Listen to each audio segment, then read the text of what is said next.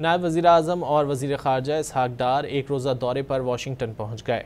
इसहाक़ डार की आज अमरीकी वज़ीर ख़ारजा मार्को रूबियो से मुलाकात शेड्यूल है।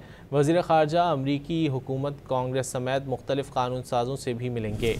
इस मौके पर वो भारतीय जारहियत, कश्मीर और गज़ा समेत मुख्तलिफ़ आलमी तनाज़ात पर पाकिस्तान का मौक़िफ़ उजागर करेंगे। इसके अलावा अमरीकी क़यादत से पाकिस्तान के साथ तिजारत के मामलात भी तय किए जाएंगे। इसहाक़ डार इससे कबल न्यूयॉर्क में थे, जहाँ उन्होंने अक़वाम मुत्तहिदा के ओहदेदारों से मुलाकातें की थीं। नायब वज़ीर-ए-आज़म और वज़ीर ख़ारजा इसहाक़ डार एक रोज़ा दौरे पर वाशिंगटन पहुँच गए हैं।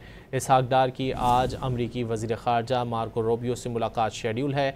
वज़ीर ख़ारजा अमरीकी हुकूमत, कांग्रेस समेत मुख्तलिफ़ कानून साज़ों से भी मिलेंगे।